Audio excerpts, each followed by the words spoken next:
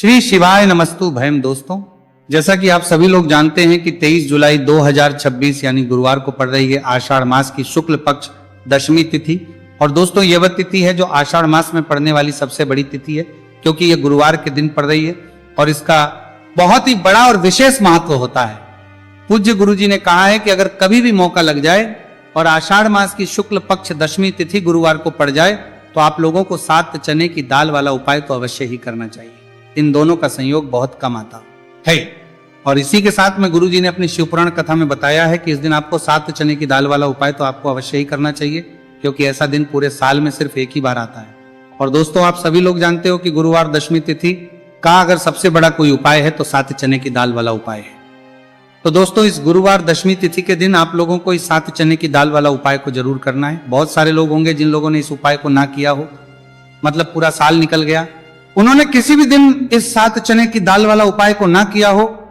पर दोस्तों, आपके पास एक आखिरी मौका बचा हुआ है, जो कि 23 जुलाई गुरुवार दशमी तिथि के दिन है। तो इस दिन आप लोगों को इस वाले उपाय को जरूर कर लेना है। भले ही आपने मास भर इस उपाय कर रहे हैं को ना किया हो, पर अगर आपने इस आषाढ़ मास के गुरुवार दशमी तिथि के दिन अगर इस वाले उपाय को कर लिया तो आपको इस उपाय को करने का वह फल मिलेगा जिसकी आपने कभी कल्पना भी नहीं करी होगी।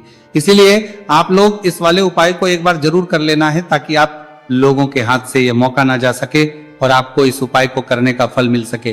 दोस्तों, यह उपाय पंडित जी ने अपनी अभी की ही श्री शिव पुराण की कथा में बताया है, जिस उपाय को आज हम आपको बहुत अच्छे से समझाने वाले हैं। इस वीडियो को देखने के बाद इस उपाय को समझने के लिए आपको कोई और वीडियो को देखने की जरूरत नहीं पड़ेगी। तो चलिए दोस्तों, उपाय को शुरू करते हैं। देखिए, ये इस आषाढ़ मास के गुरुवार दशमी तिथि के दिन ये इतना खास होता है, इतना महत्वपूर्ण होता है। देखा गया है कभी कभी बड़े बड़े पूजा पाठ अनुष्ठान से जो मनोकामना नहीं होते, वो आषाढ़ मास के गुरुवार दशमी तिथि के दिन एक छोटे से उपाय करने से ही आपकी मनोकामना पूर्ण हो जाती है। और बहुत सारे लोगों ने इस उपाय को किया भी है और उनको इस उपाय को करने का फल भी जरूर मिला है। अगर आप लोग भी इस उपाय को करना चाहते हैं तो आप इस उपाय को पहले अच्छे से समझ लेना, सुन लेना, उसके बाद करना, आपको इस उपाय का फल जरूर मिलेगा।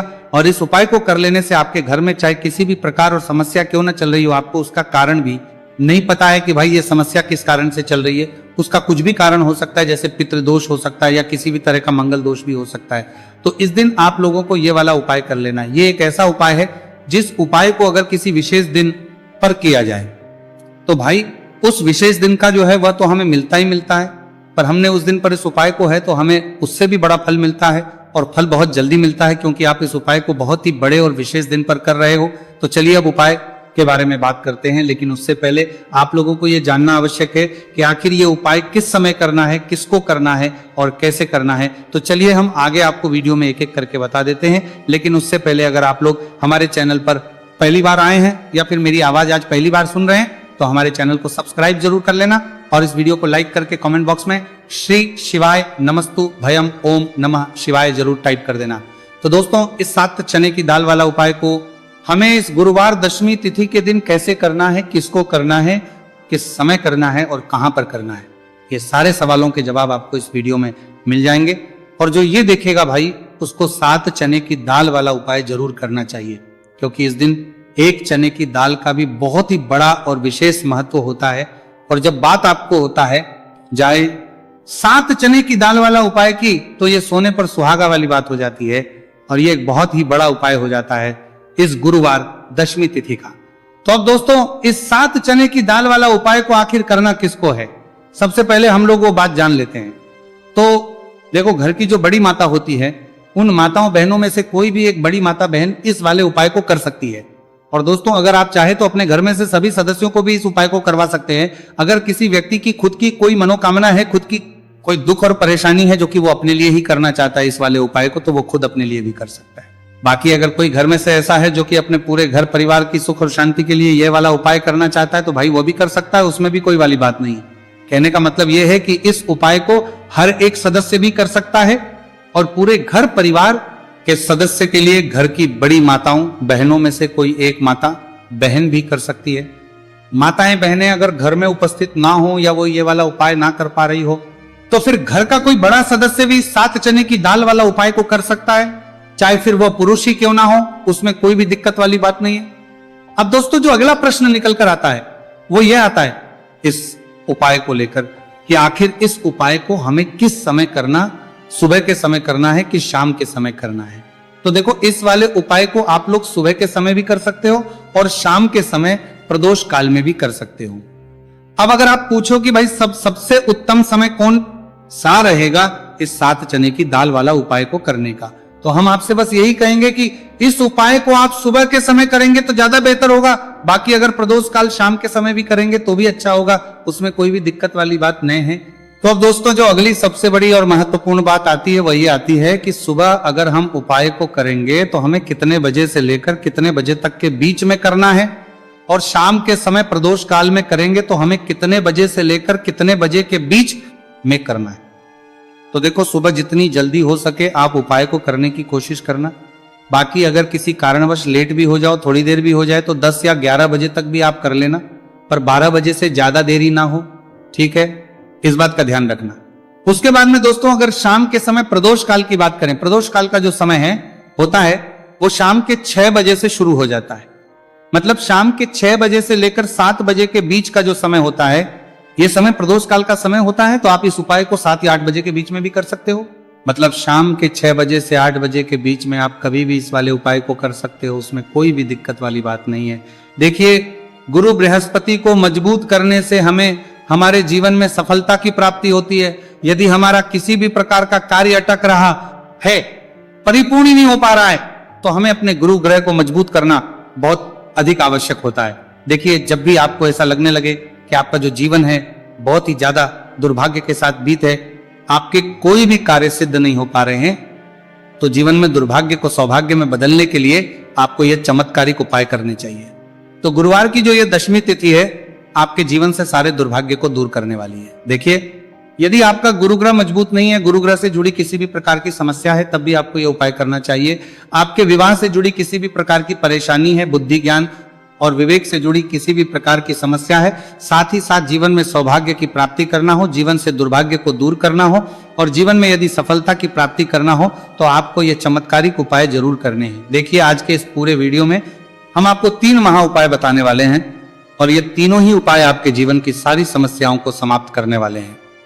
तो चलिए दोस्तों, जान लेते हैं विशेष उपाय के बारे में। देखिए, इस उपाय को करने के लिए आपको मात्र 7 चने की दाल लेनी होगी, यानी कि आपको 7 चने की दाल लेनी होगी। देखिए, चने की दाल जब भी आप लेंगे तो ये कहीं से भी टूटी हुई भी खंडित नहीं होनी चाहिए, इस बात का आपको विशेषकर ध्यान रखना है।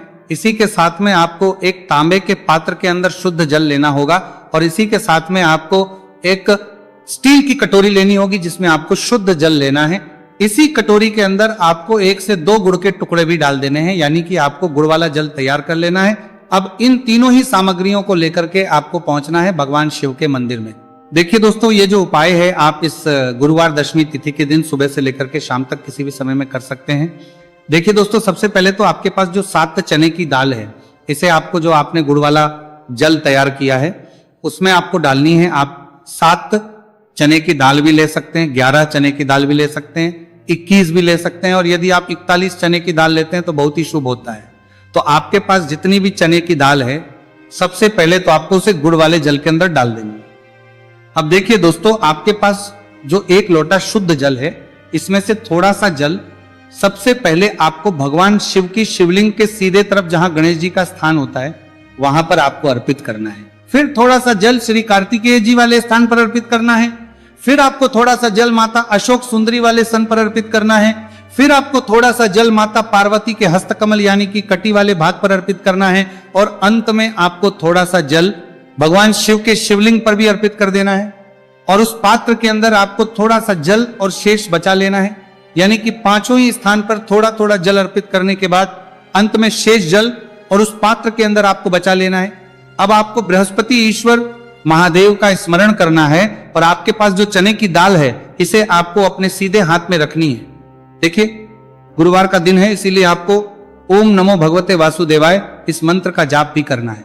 अब देखिए दोस्तों, आपके पास जितने भी चने की दाल है, चाहे 7 है, 11 है, 41 है, उतनी बार आपको बृहस्पतिश्वर महादेव का स्मरण है। और ये जो चने की दाल है इसे आपको भगवान शिव के शिवलिंग पर अर्पित कर देनी है। आपको लगातार बृहस्पतिश्वर महादेव का स्मरण करते रहना है। अब देखिए, अंत में जो आपने उस पात्र के अंदर शेष जल बचाया था, इसे आपको भगवान शिव के शिवलिंग पर ही धीरे धीरे अर्पित कर देना होगा। श्री शिवाय नमस्तु भयम इस मंत्र का जाप करते हुए यह उपाय करने मात्र से आपका जो भाग्य है वह स्वर्ण के समान चमकने लगता है, आपके से जो भी दुर्भाग्य है वह दूर होता है। तो इस प्रकार से आपको यह उपाय कर लेना है। यह उपाय आप सुबह से लेकर के शाम तक किसी भी समय में कर सकते हैं। अब दोस्तों हम जान लेते हैं गुरुजी द्वारा बताए गए दूसरे उपाय के बारे में। देखिए, इस उपाय को करने के लिए आपको सबसे पहले तो मात्र थोड़ा सा शुद्ध घी लेना होगा। देखिए, आपको मात्र आधा चम्मच ही शुद्ध घी लेना है और इसी के साथ में आपको एक तांबे के पात्र के अंदर आपने ही घर से शुद्ध जल लेना होगा और इन सभी सामग्रियों को लेकर के आपको भगवान शिव के मंदिर में पहुंच जाना है। आप ये उपाय सुबह से लेकर के शाम तक किसी भी समय में कर सकते हैं। देखिए, सबसे पहले तो आपके पास जो एक लोटा शुद्ध जल है इसे आपको धीरे धीरे शिवलिंग पर अर्पित कर देना है। श्री शिवाय नमस्तु भयम इस मंत्र का जाप करते हुए और बृहस्पतिश्वर महादेव का मन में स्मरण करते हुए। अब देखिए दोस्तों, आपके हाथ की जो अंगूठे के पास वाली उंगली होती है, तर्जनी उंगली, उसमें आपको यह शुद्ध घी लेना है और इस उंगली से आपको शिवलिंग पर जहां माता अशोक सुंदरी का स्थान होता है वहां पर आपको इस घी से अच्छे से लेपन करना है। यानी कि माता अशोक सुंदरी वाले स्थान पर आपको अच्छे से घी का लेपन कर देना है और आपकी जो भी मनोकामनाएं, चाहे आप अपने जीवन से दुर्भाग्य को दूर करने के लिए ये उपाय कर रहे हैं, जीवन सौभाग्य की प्राप्ति के लिए आपकी कोई मनोकामना हो, विवाह के लिए आपकी किसी भी प्रकार की कामना हो, जिस भी प्रकार की आपकी कामना है उसे परिपूर्ण करने के लिए आपको कोई प्रार्थना करनी है और इस घी का लेपन आपको माता अशोक सुंदरी वाले स्थान पर कर देना है। अब दोस्तों, इस घी वाली उंगली को आपको कहीं भी साफ नहीं करना है, कहीं भी नहीं पहुंचना है, सीधे आपको अपने घर लेकर के आना है और इस घी की जो पहली बिंदी इसे आपको अपने मुख्य द्वार पर लगा देनी है। और इस घी की बिंदी आप अपने घर में जहां भी आप धन रखते हैं वहां पर भी लगा सकते हैं। आपके घर में जहां कहीं भी रसोई घर है वहां पर भी आप इस घी की बिंदी को लगा सकते हैं। तो 3 जगह आप इस घी की बिंदी को लगा सकते हैं। आपके घर में कभी भी अन्न और धन की कमी नहीं होगी और आपके घर में जो भी क्लेश होगा वो भी समाप्त हो जाएगा। तो इस प्रकार से आपको दुर्भाग्य को दूर के लिए दूसरा उपाय करना है। तो चलिए दोस्तों, अब हम जान लेते हैं तीसरे विशेष और अंतिम उपाय के बारे में। देखिए, यह उपाय भी बहुत ही खास है, विशेषकर आपके भाग्य को उदय करने के लिए। यह उपाय भी बृहस्पतिश्वर महादेव का ही होने वाला है और विशेषकर आपको यह उपाय भी गुरुवार दशमी तिथि के दिन ही करना है। देखिए, इस उपाय को करने के लिए आपको सबसे पहले तो एक प्यारी सी और सुंदर सी बेलपत्र लेनी होगी। बेलपत्र लेते समय ध्यान रखें कि यह कहीं से भी कटी फट्टी खंडित नहीं होनी चाहिए। यदि आपको बेलपत्र नहीं मिल पाती है तो आप शिवलिंग पर चढ़ी हुई बेलपत्र को पुनः शुद्ध जल से धो करके उसका उपयोग कर सकते हैं। इसी के साथ में आपको एक तांबे के पात्र के अंदर शुद्ध जल लेना होगा और इसी के साथ में आपको आधा चम्मच या फिर उससे भी कम शहद लेना होगा। अब दोस्तों, मात्र ये तीनों ही सामग्रियां लेकर के आपको पहुंचना है भगवान शिव के मंदिर में। मंदिर पहुंच पाने के बाद आप सभी को पता है कि बेलपत्र में 3 पत्तियां होती हैं और बेलपत्र की जो ये तीनों पत्तियां जिस डंडी से जुड़ी हुई होती हैं उस डंडी पर आपको अपने सीधे हाथ की चिमटी, उंगली के जो पास वाली उंगली होती है, नामिका उंगली, उससे एक बिंदी लगानी है। यानी कि तीनों पत्तियों को जोड़ने वाली जो डंडी है केवल उसी पर आपको शहद लगानी है। इसके बाद आपको ये जो बेलपत्र है इससे महादेव शिवलिंग पर अर्पित कर देनी है। श्री शिवाय नमस्तु भयम इस मंत्र का जाप करते हुए देखिए, बेलपत्र की जो चिकनी साइड है वह शिवलिंग से स्पर्श होगी और इसकी जो डंडी है वह जलाधारी की ओर रहेगी। इस प्रकार से आपको यह बेलपत्री शिवलिंग पर अर्पित करनी है। अब दोस्तों, अंत में जो आपके पास एक लोटा शुद्ध जल है इसे आपको धीरे धीरे शिवलिंग पर अर्पित करना है। श्री शिवाय नमस्तु भयम इस मंत्र का लगातार करते हुए देखिए, ये जल आपको एक विशेष प्रकार से समर्पित करना है। यानी कि ये जल आपको 7 बार में समर्पित करना है। यानी कि थोड़ा सा जल आपको समर्पित करना है, फिर आपको थोड़ी देर रुकना है, फिर आपको थोड़ा सा जल समर्पित करना है, फिर आपको थोड़ा रुकना है। इस प्रकार से आपको थोड़ा थोड़ा जल 7 बार में शिवलिंग पर और करना है। इस प्रकार से आपको 1 लोटे जल से ही यह जल समर्पित करना है, लेकिन को थोड़ा थोड़ा जल करके 7 बार में शिवलिंग पर यह जल अर्पित करना है। और आपको लगातार बृहस्पतिश्वर महादेव का स्मरण करते रहना है। देखिए, जैसे ही ये जल शिवलिंग से होकर के जलाधारी की ओर बह करके आएगा तो इस जल को आपको अपने सीधे हाथ में लेना है और इस जल का छिड़काव आपको अपने पूरे शरीर पर कर लेना है। बृहस्पतिश्वर महादेव का मन में स्मरण करते हुए ये जो उपाय है आपके भाग्य का उदय करता और आपके जीवन से दुर्भाग्य को दूर करता है। तो बहुत ही आसान सा उपाय है। इस उपाय को भी आप इस गुरुवार की दशमी तिथि पर करके जरूर देखना, आपको निश्चित ही लाभ होगा। तो दोस्तों, आपको आप अपने घर में जहां भी आप धन रखते हैं वहां पर भी लगा सकते हैं। आपके घर में जहां कहीं भी रसोई घर है वहां पर भी आप इस घी की बिंदी को लगा सकते हैं। तो 3 जगह आप इस घी की बिंदी को लगा सकते हैं। आपके घर में कभी भी अन्न और धन की कमी नहीं होगी और आपके घर में जो भी क्लेश होगा वो भी समाप्त हो जाएगा। तो इस प्रकार से आपको दुर्भाग्य को दूर के लिए दूसरा उपाय करना है। तो चलिए दोस्तों, अब हम जान लेते हैं तीसरे विशेष और अंतिम उपाय के बारे में। देखिए, यह उपाय भी बहुत ही खास है, विशेषकर आपके भाग्य को उदय करने के लिए। यह उपाय भी बृहस्पति शवर महादेव का ही होने वाला है और विशेषकर आपको यह उपाय भी गुरुवार दशमी तिथि के दिन ही करना है। देखिए, इस उपाय को करने के लिए आपको सबसे पहले तो एक प्यारी सी और सुंदर सी बेलपत्र लेनी होगी। बेलपत्र लेते समय ध्यान रखें कि यह कहीं से भी कटी फट्टी खंडित नहीं होनी चाहिए। यदि आपको बेलपत्र नहीं मिल पाती है तो आप शिवलिंग पर चढ़ी हुई बेलपत्र को पुनः शुद्ध जल से धो करके उसका उपयोग कर सकते हैं। इसी के साथ में आपको एक तांबे के पात्र के अंदर शुद्ध जल लेना होगा और इसी के साथ में आपको आधा चम्मच या फिर उससे भी कम शहद लेना होगा। अब दोस्तों, मात्र ये तीनों ही सामग्रियां लेकर के आपको पहुंचना है भगवान शिव के मंदिर में। मंदिर पहुंच पाने के बाद आप सभी को पता है कि बेलपत्र में 3 पत्तियां होती हैं और बेलपत्र की जो ये तीनों पत्तियां जिस डंडी से जुड़ी हुई होती हैं, उस डंडी पर आपको अपने सीधे हाथ की चिंटी, उंगली के जो पास वाली उंगली होती है, नामिका उंगली, उससे एक बिंदी लगानी है। यानी कि तीनों पत्तियों को जोड़ने वाली जो डंडी है, केवल उसी पर आपको शहद लगानी है।